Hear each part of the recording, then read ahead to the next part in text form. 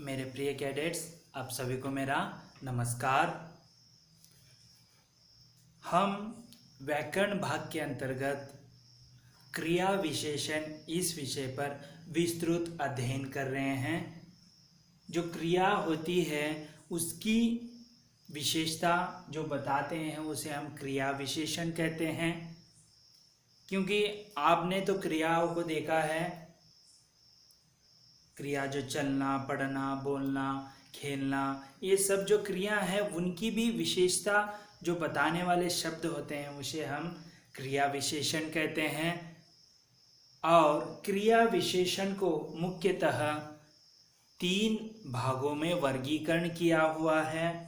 पहला है अर्थ के आधार पर, दूसरा है प्रयोग के आधार पर, तीसरा है रूप के आधार पर।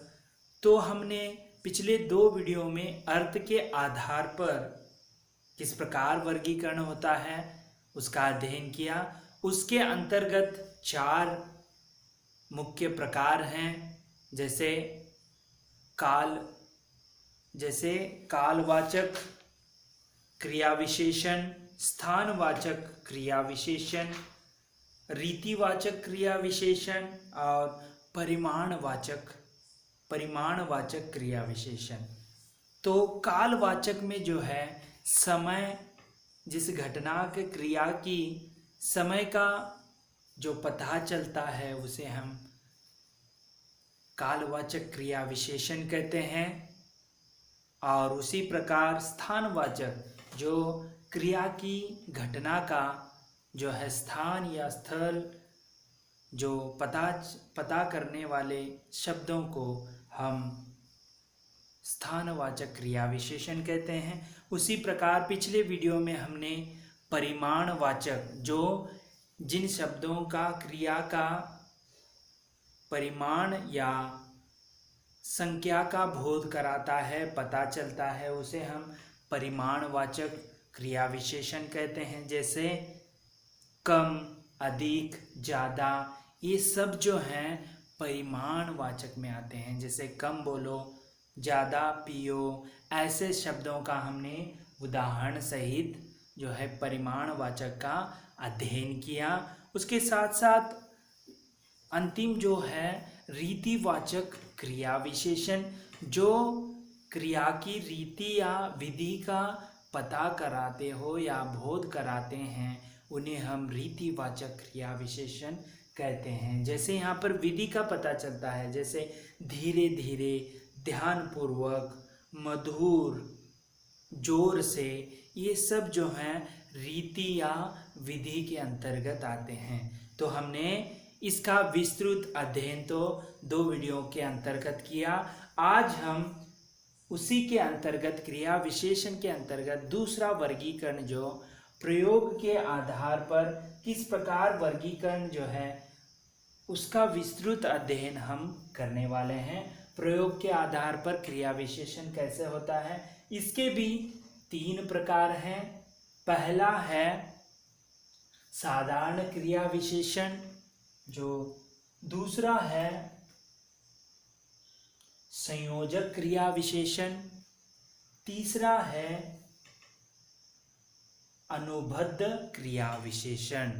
तो प्रयोग के आधार पर, अर्थ के आधार पर 4 थे, प्रयोग के आधार पर 3 माने गए हैं। उसका हम एक एक करके विस्तृत अध्ययन करेंगे। तो पहला है साधारण क्रिया विशेषण। इसकी परिभाषा देखेंगे तो हमें समझ में आएगा। जिन क्रिया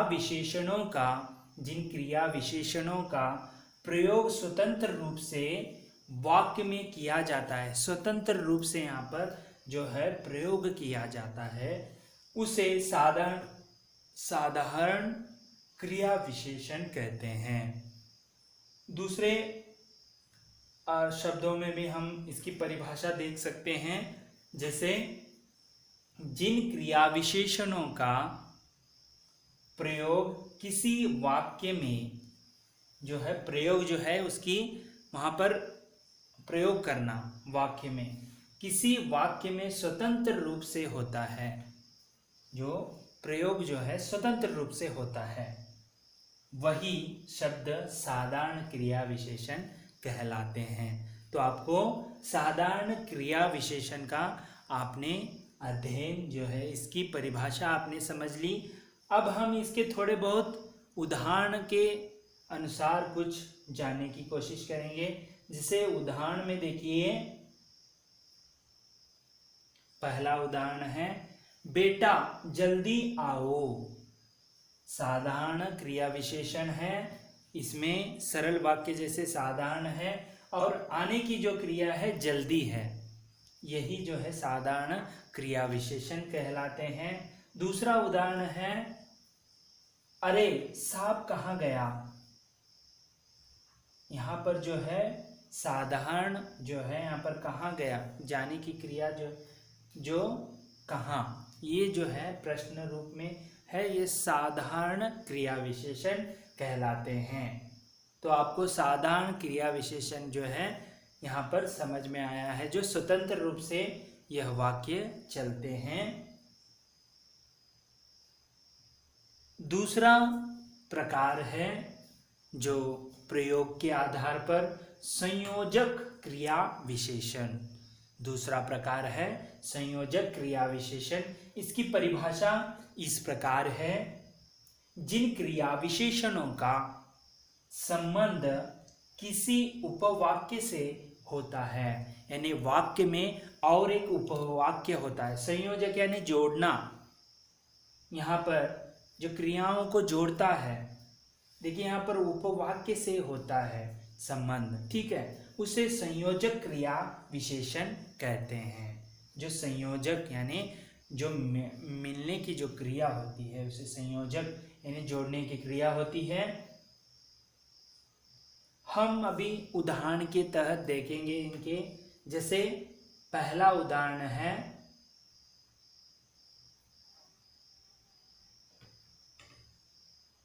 जहां पर अभी समुद्र है, एक वाक्य हो गया, एक क्रिया हो गया।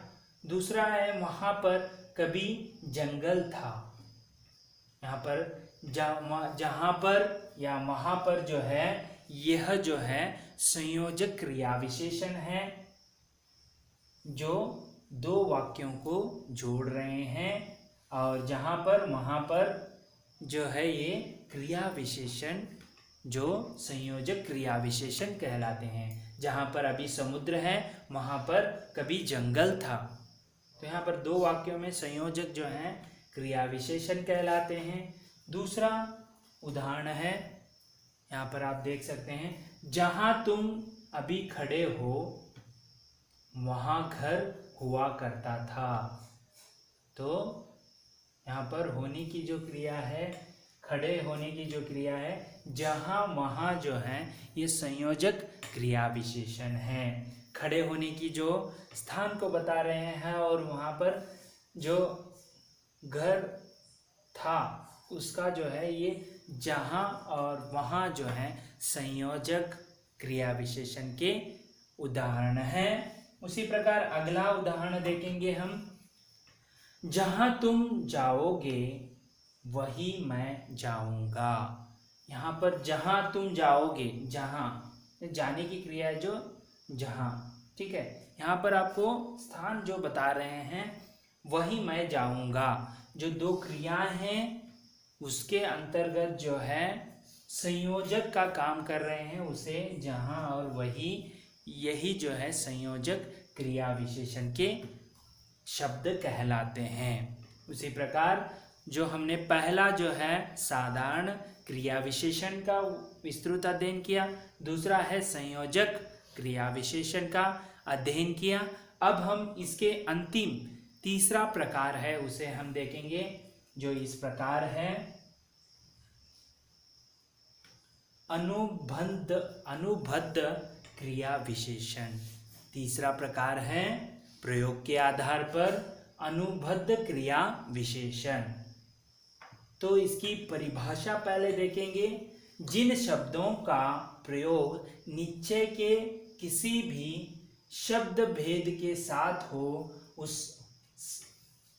हो सकता हो, उसे अनुबद्ध क्रिया विशेषण कहते हैं। निश्चय जो है, निश्चय ही आपको जैसे डेफिनेट बताता है, इसी के वजह से ऐसे शब्दों को हम जो भेद के साथ हो सकता है हो उसे हम निश्चय यानी निश्चित जो है डेफिनेट बताता है।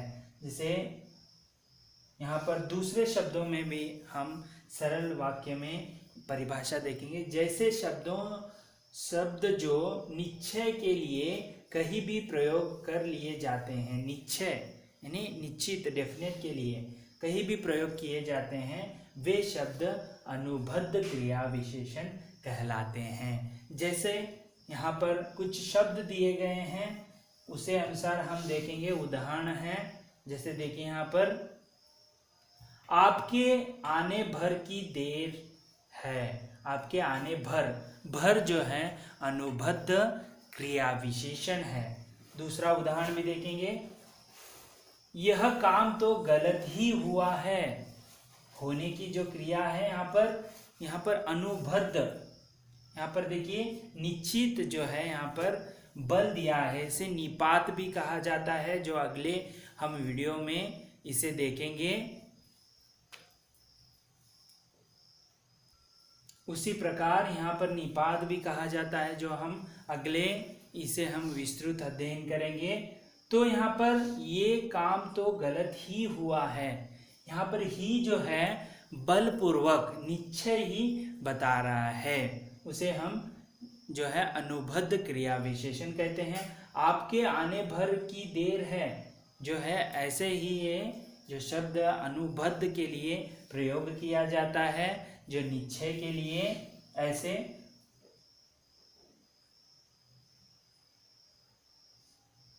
इस प्रकार जो है आज हमने क्रिया विशेषण के अंतर्गत जो 3 वर्गीकरण किए गए हैं, अर्थ के आधार पर, प्रयोग के आधार पर और रूप के आधार पर, उसके अंतर्गत आज हमने प्रयोग के आधार पर किस प्रकार वर्गीकरण किया है। इसमें 3 प्रकार हैं। पहला है साधारण क्रिया विशेषण, दूसरा जो है, दूसरा उदाहरण देखिए, दूसरा जो है संयोजक क्रिया विशेषण। पहला साधारण क्रिया विशेषण, दूसरा है संयोजक क्रिया विशेषण, तीसरा है अनुबद्ध। तो साधारण में जो है स्वतंत्र रूप से वाक्य जो है प्रयोग में आता है, उसे हम साधारण क्रिया विशेषण कहते हैं। दूसरा है संयोजक क्रिया विशेषण, जो जोड़ते हैं। यहाँ पर 2 क्रिया में जो है, जैसे उदाहरण के तहत हम देखेंगे यहाँ पर, जैसे यहाँ पर देखिए क्रिया विशेषणों का संबंध की उपवाक्य से जोड़ते हैं। यहाँ पर जो है उपवाक्य से जो जोड़ते हैं उसे हम क्रिया विशेषण जो है संयोजक क्रिया विशेषण कहते हैं। उसी प्रकार अनुबद्ध क्रिया विशेषण, जो वाक्य में निश्चित जो है उसे बताने की जो क्रिया है, उसे हम अनुबद्ध क्रिया विशेषण, जैसे ही है, भर है, ये सब जो हैं यह अनुबद्ध क्रिया विशेषण के उदाहरण संबंधित शब्द हैं। उसी प्रकार जो इस वीडियो के अंतर्गत आज हमने क्रिया विशेषण के अंतर्गत जो दूसरा वर्गीकरण है प्रयोग के आधार पर, उसके 3 प्रकारों पर हमने विस्तृत अध्ययन किया। अगले वीडियो में हम जो वर्गीकरण के तहत तीसरा प्रकार है, वर्गीकरण है रूप के आधार पर, उसका हम विस्तृत अध्ययन अगले वीडियो में करेंगे। तो मैं आशा करता हूँ कि आप इसे विस्तृत जो है ज्ञान हासिल किए होंगे। तो आप अपने जो है इसके तहत क्रिया विशेषण के जो जितने भी मैंने यहाँ पर प्रकार बताया है, उसे आप अपने नोटबुक में लिखिए। आपके लिए गृह कार्य है साधारण क्रिया विशेषण, संयोजक क्रिया विशेषण और अनुबद्ध क्रिया विशेषण के दो दो उदाहरण आप लिख कर रखना है। यही आपके लिए गृह कार्य है। और मैं आशा करता हूँ कि जो आज मैंने पढ़ाया है उसे आप ध्यानपूर्वक सुना होगा। और अगले वीडियो में फिर से मिलेंगे। तब तक के लिए धन्यवाद। आपका दिन मंगलमय हो।